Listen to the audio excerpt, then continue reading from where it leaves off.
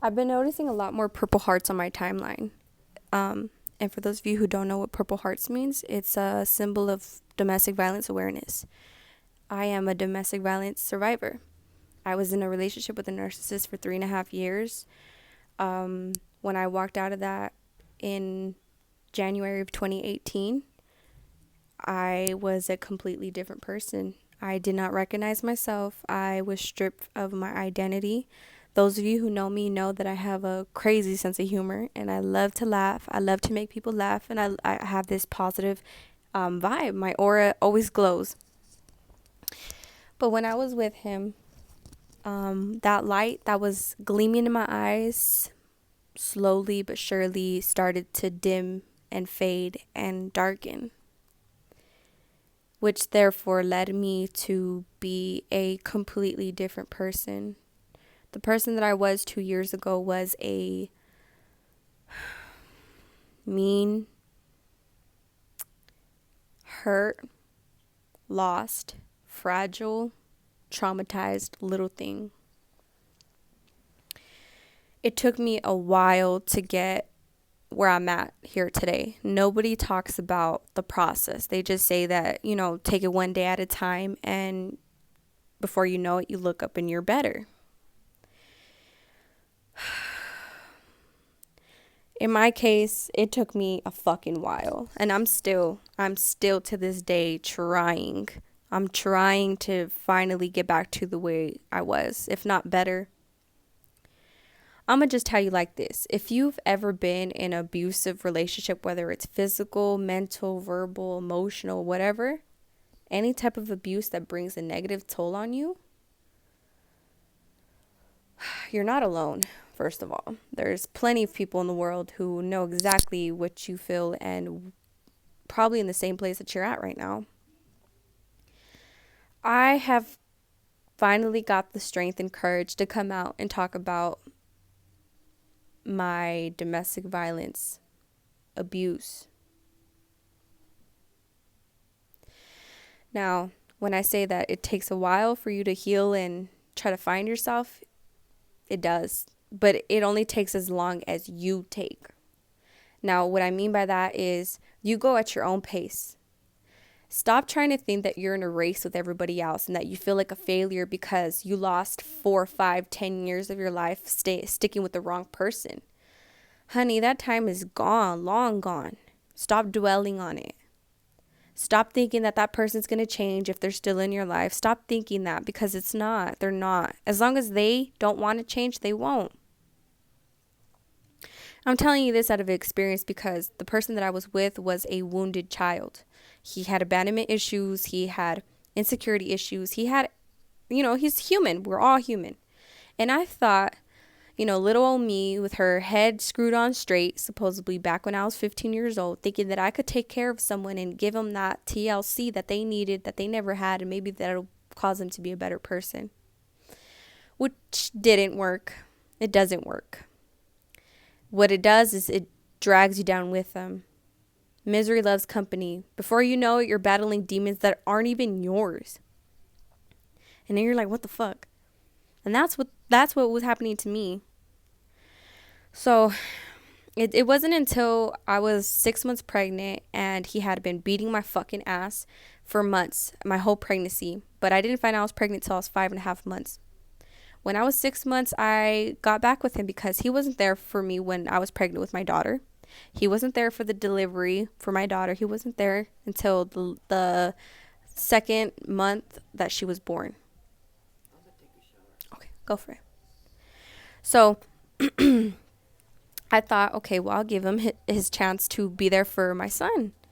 I found out the same day I was pregnant that I was having a boy, so I was pretty stoked about that. But then I was kind of like disappointed the fact that I was already too late in my term to do anything. And you know what I mean by do anything, terminate. And honestly, I did. I considered that because given who the father was, I didn't want that no more. I was literally leaving him, moved in with my mom, and was about to enroll myself into the Academy del Sol to get my shit together. And then boom, I'm pregnant again. So I'm gonna just tell you this. Those of you who have kids with a narcissist, with an abusive person, and you think you should stay for the sake of your children, you're sadly mistaken. And I'm gonna tell you this because when I used to get my shit beat the fuck out of me, and I used to get suffocated, and I'm laying on the floor getting choked out, and I could see my daughter watching me standing there, her little 1.5-year-old baby girl, watching her mom get choked and punched and slapped and kicked by her dad. I'm going to tell you how that affected us. When I finally got the courage to leave, which thank goodness to Ruidoso PD, I was able to make it out alive because it took literally the police to get me out of that situation. I was 6 months pregnant with the last time he hit me. He said that he wasn't going to do it no more. He knows now that I'm pregnant, so it's different. All this shit, you know, when they say that they love you and they're going to marry you and that they're going to change and that they don't want to lose you and it's different this time. Yeah, bullshit. It's the same. So he was telling me that, you know, why? Give me one good reason why I shouldn't end your life right now. Mind you, he shoved my ass into the bathroom. I fell, hit my head on the toilet. He kicked me in my fucking vagina. I felt liquid from, you know, dripping down my thighs. I thought, you know, I was going to have a miscarriage. I'm holding on to my tummy. Literally, my back is up against the tub. My head is going onto the rim. He's choking me. He's putting a towel over my face.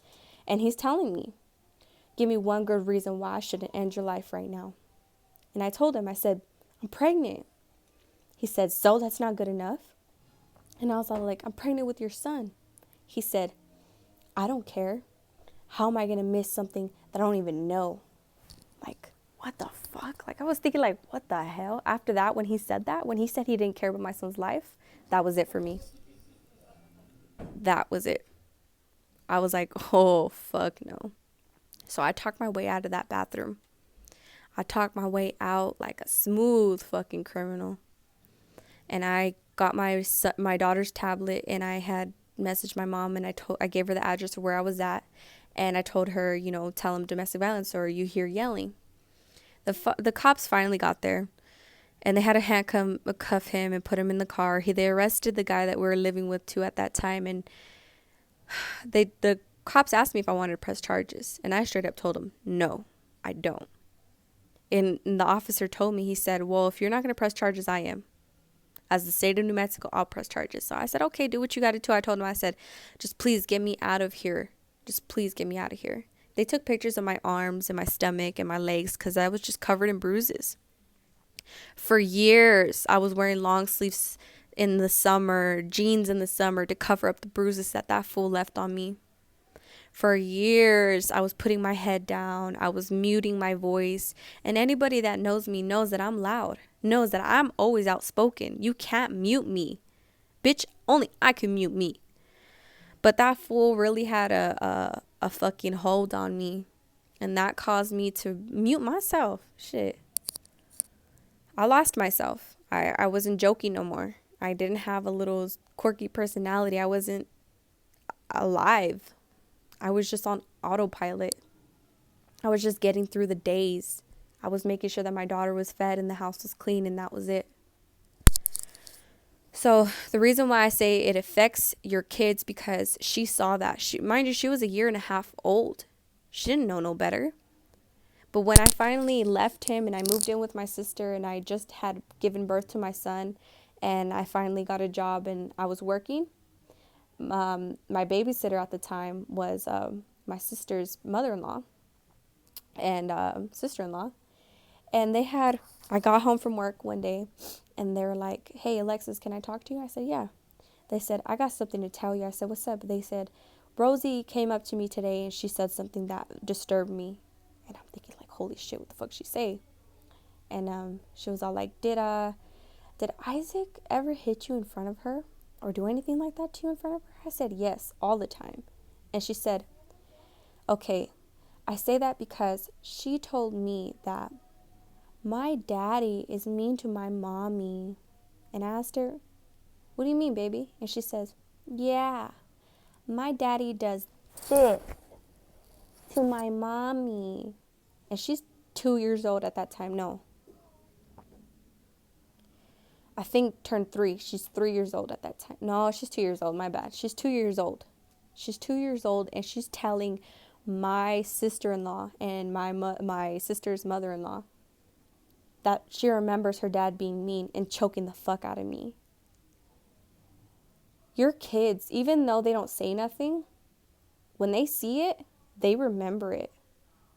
And I've been trying for 2 years to get that out of her head. And I try to replace it with, don't be mean to people. If people are mean to you, you still be nice. And the only time that you should defend yourself is when someone puts their hands on you, but don't be mean. I've been trying to like brainwash her into thinking that everything that she saw was wrong and to be better than that, because it's true.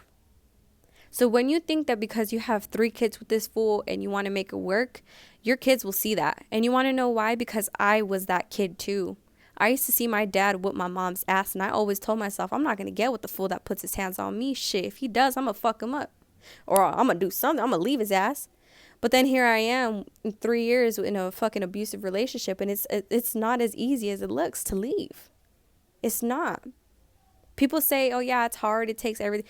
Yeah, but you don't understand until you're there. You don't understand that you have to pull the strength out from within you that you never knew you had. I've been trying to rebuild ever since, and I'm still not even there yet. Because of what I went through, and because I've been trying to like put it on the back burner and just try to get my shit together and go, before I even handled it the right way, is causing me to go backwards in life. And I say this because a couple months ago I broke my arm, and that's why I busted my lip and my nose is scarred. So you could tell, anybody that knows me, this is not how my face used to be. My lip is pretty much like it's cut. Like I had to get this shit stitched. I broke my arm. I fucked up my face because I was stupid. I just didn't think about tomorrow. I thought about today. And even though you're supposed to appreciate today and make the best out of it today and focus on today because that's where you're at, you still have to keep in mind tomorrow's consequence for today's actions. So keep that in mind, because when you try to move on and jump into another relationship or try to do things that you're not ready for mentality-wise, you will fold. You will fold because you don't have a steady foundation. The steady foundation for your successful life is your brain, your mentality, your perspective, your outlook, the way that you move inside your brain. That is going to either determine your success or your failure. In this case, it determined my failure because I didn't deal with this problem head on. I just kind of like covered it. I masked it. I put it in the back burner. I didn't address the issues that I had. That 1, I'm still insecure. 2, I'm not as confident. 3, I don't have my shit together like everybody thinks. And 4, I'm still learning. A lot of you need to just take that time to kind of think about that, because everybody's so quick to just try to jump and run before they even crawl. And I'm going to tell you, you're going to get your shit rocked just like I did. So even though despite what anybody does to you, given that a narcissist can ruin your fucking life, what matters is how you respond to it. What matters is how you look at it. Now, I've been single for 2 years. And that's on me, my personal issues. It doesn't mean that nobody's hit me up or try to get at me or try to, cuff this. And I'm not saying I'm all that in a bag of potato chips either, but I definitely know what I want, and I definitely know what I don't want. And I don't want to get in something serious with someone without me loving myself wholeheartedly first. And that's where it starts. It's with yourself. So if you're trying to succeed, if you're trying to do something, trying to be an entrepreneur, cosmetologist, fucking whatever it is that you're trying to do, make sure that you're good on your home front. This is home. This is how you move. This is how you operate your vehicle. This is just the shell, baby. This is just the body. This is the engine. And you need to take care of that, because if you don't, your shit's going to blow. And then you're going to be stuck. So my point to it is, everybody talks about the shit that they go through regarding a domestic violence relationship. Nobody talks about the process. Nobody talks about how long it takes. And I'm telling you this, there is no timeline. You go at your own pace. Like I said before, and I'm pretty sure I said it, don't be in a race with everybody else. You're not in a race with your neighbors. You're not in a race with your cousin or your sister. You're in a race with yourself, your own life, your own lessons, your own achievements. It took me a while because I used to feel like I was worthless when people used to post their successes and I just look back at my life like, damn, what the fuck am I doing? But then I thought about it. I'm like, half of those people that are flaunting their success got it with their parents' help, also didn't go through what the fuck I went through. People aren't going to go through what you go through. You're going to go through it with your damn self, by your damn self. But it's all in the way that you bounce back. It's not how hard you fall, baby. It's how you get back up. And that's what I'm trying to say, is that stop trying to compete. Stop trying to think about the next person. Stop trying to post this picture because you want to flaunt and try to be something you're not. I'm going to tell you this straight up. Ain't nothing that I post that I ain't about. You might see that, yeah, I have new Uggs up on there or something like that from the past, which, mind you, if you look and pay attention to when the dates was pretty outdated. I don't front and try to act like I'm this fucking rich bitch that comes from a good life, or I'm this fucking hustler born and bred. Like, no, I do hustle. I hustle to make sure that my kids got diapers, to make sure my daughter got clothes. She goes to the dentist. She goes to the doctor. Same for my son. Like, I hustle on that front. You damn straight. But when it comes to selling these drugs and all that shit, I'm sorry, I'm not cut up for that life no more. That's the old Alexis. The new Alexis wants to be involved in some type of influential platform, some type of fucking dude. I'm just trying to put y'all on. That's all I'm trying to do. So don't mind me if I'm over here ranting like fuck. I'm out of my comfort zone right now, expressing myself to y'all because I care. I've reached out to plenty of people. Those of you who've been, in touch with me know that I do try to spread my positivity.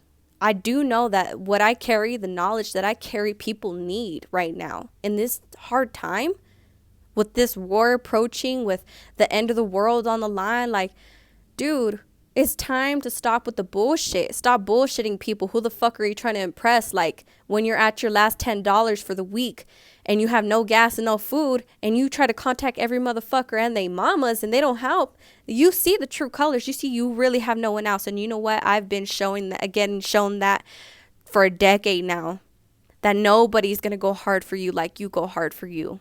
There's been times where I've literally had no food and I've contacted old family members from my past life that I call it my past life, that was there for me when my dad was there, which my dad hadn't been there for me since I was 8 years old.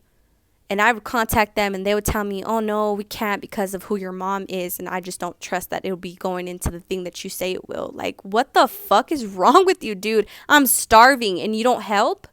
Some family. I remember everything, but I'm not going to use that as a reason why I'm heartless or as a reason why I'm not helping people. No, I'm using that as a reason to help people more. Now I do give my last $5 to the strangers that ask me, that approach me on the street. I don't give a fuck. You need it? Here you go. I got everything I need. This is just sitting in my wallet. Here you go. Whatever I can do, I will do it. I'll give you a ride all motherfucking week and I won't ask you for no gas money. And I've done that. That's all I'm trying to say, is that just stop trying to be something you're not. Nobody's going to be there for you in your dark days. So it really doesn't matter what anybody thinks at this point now. So, I mean, if I have to go first with speaking my truth and being honest about my situation, well, then so be it. So fucking be it. I am still a high school dropout. I live with my sister. I don't have a car. I don't have a fucking job. But I am a good mom. I don't party. I hardly drink. I smoke a little here and there when I got the extra cash. I'm trying to figure it out. As I go, just like the rest of you. So, I mean, just stop. Own up to it. That's the only way that you're going to prevail through that toxic relationship. That's the only way that you'll prevail through that scared mentality to take risk or to be successful or to stop taking your baby daddy's or mommy's money because, you're just too scared to fend for yourself. I've been there. My phone is shut off, mind you. People think I'm ignoring them. Honey, I ain't got no fucking phone. I cannot talk on the phone without Wi-Fi, honey. That is my truth. And I'm not here to fake shit. I'm not saying I'm this fucking badass bitch with hella cash, stacks on stacks. Nah, I ain't that bitch yet. But I for damn sure will remember where I came from, because I still do. Right now, I'm heading out. I'm finna go apply to some housing. I have a caseworker now because I do get cash assistance since I don't have a job, and that's what it's there for, to help my kids. I pay my rent with it. I pay my dues, but I actually get along with my caseworker, and she definitely put me on to some locations, so I'm finna go hit that right now. I got my bus pass ready. I got my little gear on for the cold weather outside, my little water bottle, and I'm finna hit this head on. Nothing is overnight. And even though I'll be on Section 8, hopefully, fingers crossed, because I've never been on Section 8 since I was 12 or some shit. It's fucking little. So I pray that that'll help me get back on my feet, not to flaunt and stunt and say I got a crib, but just so that way my daughter and my son and I have our space. I have a clearer mind. I have my privacy, and I start to slowly but surely become more responsible with the things that I have. Because I did have that once upon a time. I had a apartment, a 2-bedroom apartment. I had a car. I had my good job, paid me $12 an hour. And in Nevada economy, that's pretty good. I had it all, but I let it all go to my head just like the rest of you do. And I lost it. But I'm finna bounce back, and so will you. So will you. It's baby steps. And you know what? Approach it the smart way this time. Not the way that'll make you look good in front of everybody else. No, don't try to pull out a car that you can't even afford. Don't get a purse that's going to spend all your fucking income tax and you have nothing left afterwards. Don't do that. Just think smarter, not harder. All right? Thank you for staying with me till the end. I appreciate all the support, especially my girl Monique, who, if it wasn't for you, I wouldn't upload this right now. I see you, baby girl, and I see all you beautiful women out there trying to get it. And this is who it's for. It's for you. It's for you guys out there that it's taking care of your daughter and your son while the baby mama's out there being a fucking thought. Let her do her. But your kids are going to see the truth, that you were always there. And that's what my kids are going to see. And I don't really give a fuck what anybody else thinks after that. As long as my kids love me, I'm cool. And you should think the same. Like, comment, subscribe. Let me know what you guys think. Comment whatever you guys want me to rant about, because I do have some knowledge. I do have some shit I would like to lay out. I mean, everybody just needs to own up to their shit. I'm coming out the closet with y'all. I'm ashamed at the fact that I'm still living with my sister because I don't want to do that. I'm 20 years old. I have 2 kids. But God put me back here for a reason. And I think it's just to get my head back on right. So that way when I go out into the real world again, I'm prepared. So, like I said, let me know what you guys want to know. I'm going to continue to do these videos, whether I have something to talk about or not, because this is something I've always wanted to do since I was 11 years old, doing bum-ass makeup tutorials on my fucking cousin's iPod Touch and shit. Like, this is something I've always wanted to do, and I'm going to do it. Last thing I want to do is be on my deathbed, God forbid, knock on wood, and me regret not ever making that video. So, I love y'all that love me. I support those who support me. Everything's appreciated. I'm always appreciative. Sorry, can't even talk right now. Whew, I'm so nervous. I'm so out of my fucking comfort zone. But I'm finna hit this shit, y'all. Y'all should do the same. Peace and love. I'll see y'all.